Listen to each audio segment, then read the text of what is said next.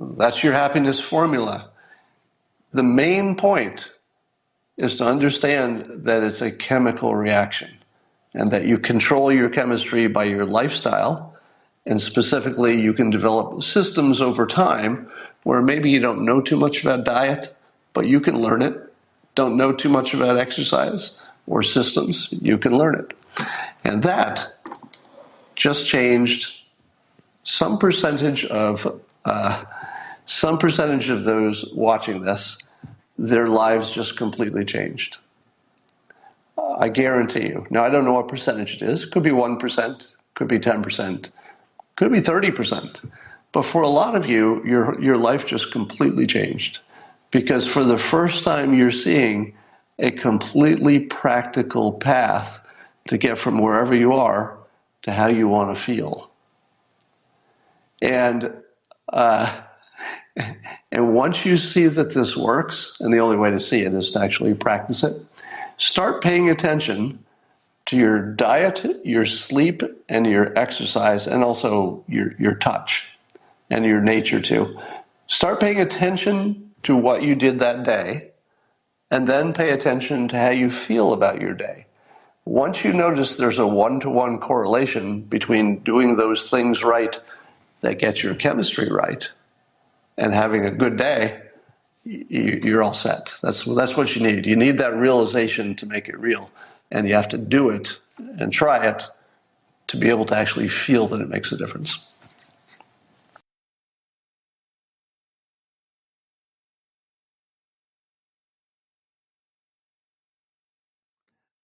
I've spent my life trying to turn into a formula how to be happy. And I did that in my book, How to Fail at Almost Everything and Still Win Big.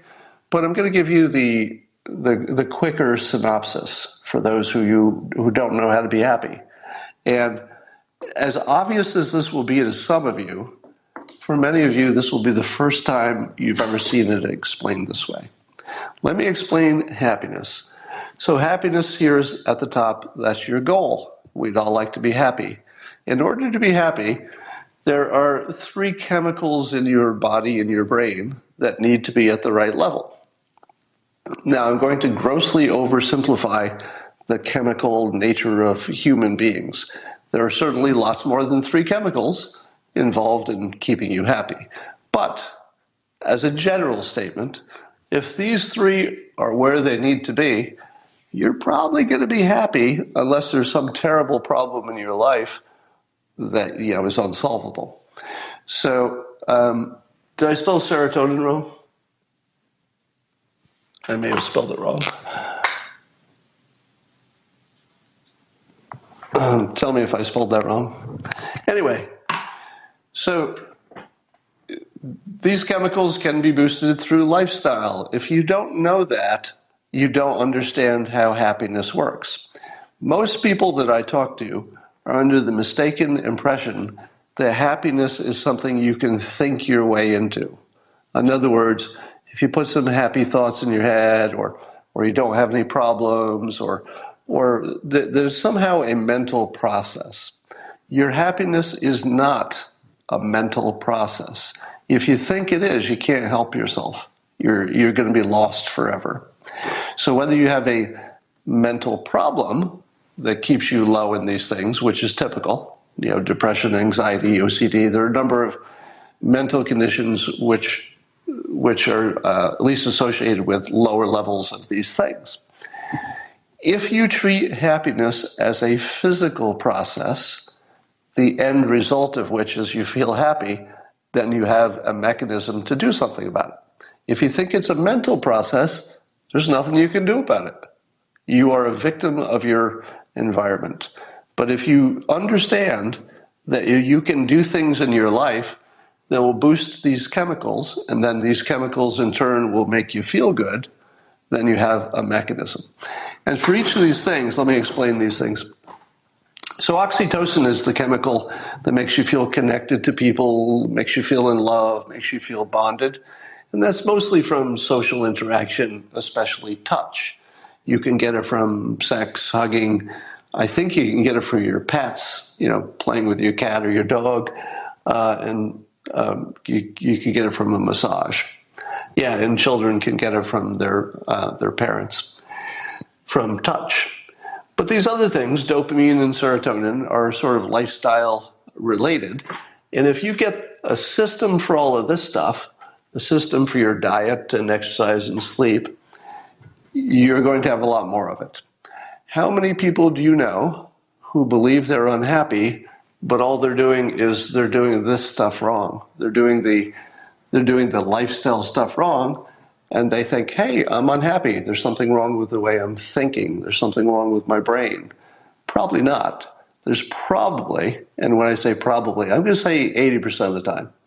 For 80% of you, the feeling of not being happy or fulfilled, all of those feelings are because you don't have a system in place to work toward improving these over time.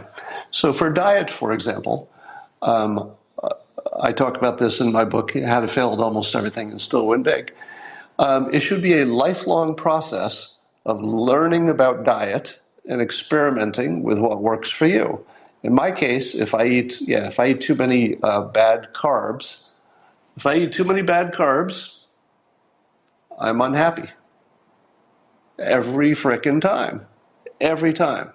If I have a burrito for lunch, the rest of the day, I'm not happy because my energy will crash.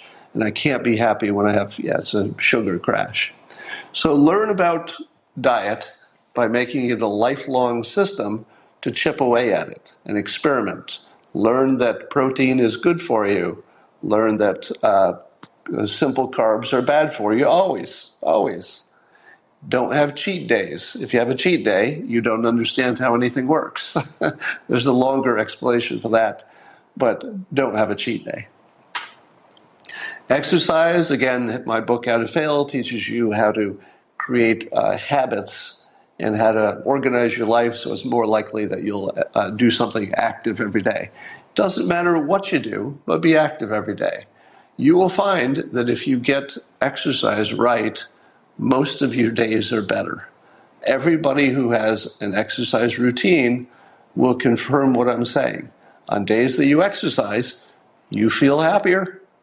It's pretty much a one-to-one thing. So learn to do that. Get enough sleep. A lot of people think that sleep is somehow out of their control. Sleep is something you absolutely control. Now again, these are 80% true statements. 20% of the people may have some medical problem. They've got something they need to deal with. But for 80% of us, go to bed the same time, wake up the same time every day. Don't don't watch TV in bed. Don't do things that get you excited. Don't watch a scary movie before you go to bed. There's some very basic things, which all you'd have to do is Google some articles about how to sleep. Follow the steps. There aren't that many of them. Every article on how to sleep would be pretty similar. Learn a system for sleep. If you're the kind of person who likes to stay up really late on weekends, but then during the week you've got to go back to your 8 to 5 life, you're just killing yourself. You don't have much chance of being happy if you think that you can mess with your sleep and still be happy. You can't. You can have a good evening, but your week is not going to be happy. Make sure you get some nature. There's, meaning get outside. Sun is important, but it seems to be important to your chemistry to just interact with nature. So get out of the house, get around some trees, get around some grass. That helps. Do what you can to improve your social life. I recommend the Dale Carnegie method of learning how to talk to people, learning how to be good to people. Here's the big trick for a good social life. You ready? It's hard for me to believe I have to tell you this, but probably the vast majority of you don't know what I'm going to say next, and it will change your life. You ready? If you don't have a good social life, that's your fault. Totally. It's your fault because you don't know the technique. Having a good social life is technique. Now, I can't get into all of it. The Dale Carnegie courses will teach you, but you should know how to talk to strangers. You should know how to talk to people and have good conversations. But the main thing you need to do to have a good social life is give more than you get. That's it. Think generously, and people will say, well, that's somebody I want to hang around with. That person just asked me if they could do me a favor. I barely know them. That's somebody you want to spend some time with. Invite people to your place. Set up an outing yourself. Buy somebody lunch. Solve a problem for somebody. Offer to help. All right? Social life is completely under your control. Stop thinking that people will like you for who you are on the inside. Nobody cares who you are on the inside. They can't see it. They can't see the inside of you. They only know what you do. They can't read your mind. So do things that are generous. If you do that, you will have a social life. Might not be the first day, but you're going to have one. So get out in the real world, get involved in some groups where there are people. Go make yourself a social life. I find that it's useful to have a purpose in life. A purpose, the best way to find one is to be useful to society and to other people. If what you're doing all day is good for no one but you, you will not feel like you have a purpose. And that will eat at your chemical state. It will decrease your happy chemicals. So find a purpose. It's easy to find a purpose.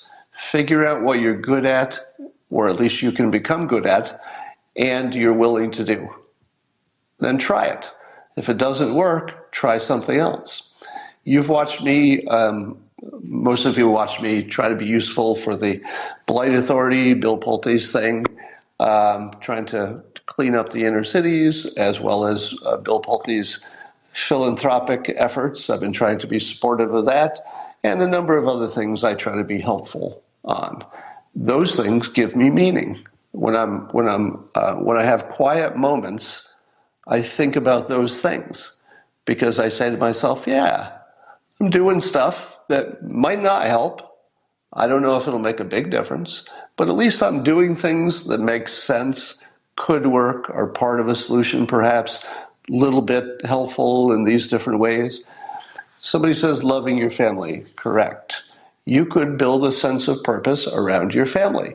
Now there's a trap there, because that usually means around your children, because the children leave eventually. So you want to be able to find ways to find meaning that are not dependent on one or two people. I also find that when I'm learning and growing, in other words, I'm getting better at something, I feel more fulfilled and my body chemistry feels better. So it doesn't matter what you're learning or growing at. Could be your career, could be something useful in some other way. And it could be just learning the things that you need to take care of yourself. Could be just learning that. But build your talent stack, add talents all the time. You should never be, here's my advice, you should never be in a state of not learning. Period. Now, you might be so busy that you have to reduce the time that you're spending learning something to a small part of your day. That would be normal. But never have a day where you didn't learn something. You can Google something. You can read an article. You can talk to somebody who knows more than you do. You can use my app, Interface by WenHub, and call an expert to learn something you needed to know. But try to learn something every day. You'll be amazed what that does to you. You'll have a sense of moving in the right direction. All right, so in summary, happiness is not some internal mental process that you can just think your way to a better happiness. It is a chemical state. If you get your body chemistry right, mostly these three chemicals are the ones you hear about, you will have a feeling of contentment and happiness. To get those chemicals right, science is very clear what works. Got to get your diet right, your exercise, your sleep. Got to get out in nature, touch some people, improve your social life. Avoid stress. I didn't talk about this one, but it's obvious. I do not watch movies that are dramas. I do not watch movies that are scary or have bad endings. I won't even watch a comedy if it has a bad ending. I don't expose myself to fiction which is negative. Because even if you think you're entertained, and you are, you're adding stress to your life. You just don't know it. I avoid stressful people. If you are toxic, I'm just not going to talk to you again. That's it. Do I feel bad when I cut people out of my life and I don't talk to them again? A little bit, but not as bad as I feel when I'm with them. The horror is spending time with toxic people. The horror is not the embarrassment or the discomfort or the awkwardness of getting rid of them. You have to get rid of toxic people. And learn and grow, and that will give you a purpose if you're being useful to the world. Yeah, the news can be quite toxic as well. I'm addicted to the news at the moment because a lot of the Trump news is entertaining. It's literally funny, and nobody's getting hurt most of the time. Sometimes it devolves into bad stuff. Do I make an exception for Game of Thrones? Yeah, I kind of do. I do. But when I watch Game of Thrones, I don't feel tension or stress.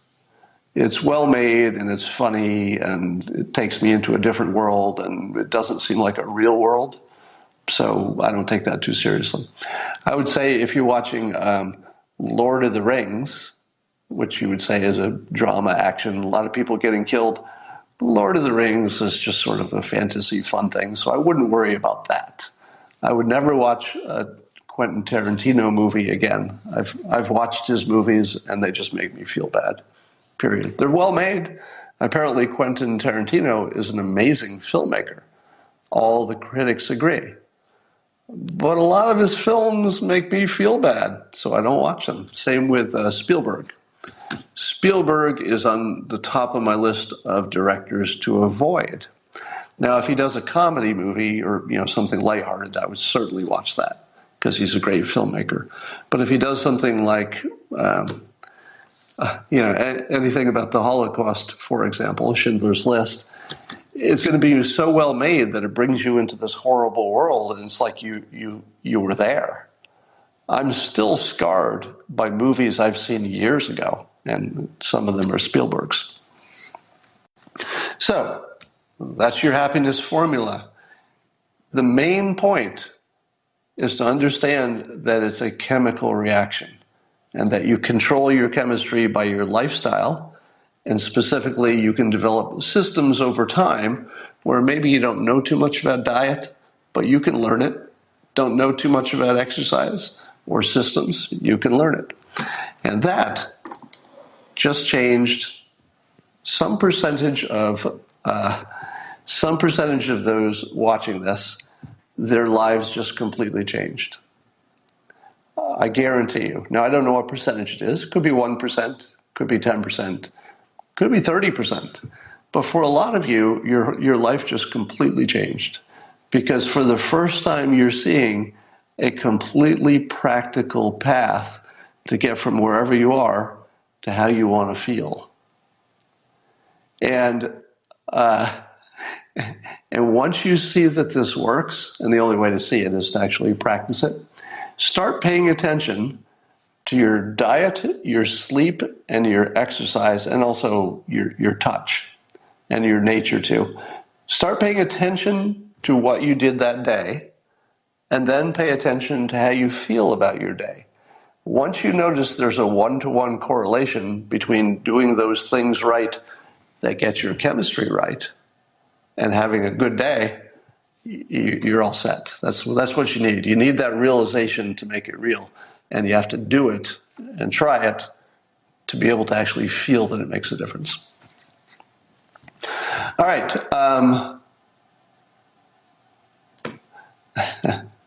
I'm just looking at your comments.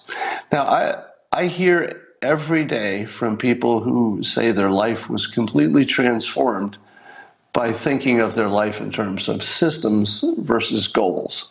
The goal would be to be happy. But how? How? You need a system to get there. So as soon as you remember that the goal doesn't tell you how to get there, the systems do, then you've got a formula for working your way through life to a better solution.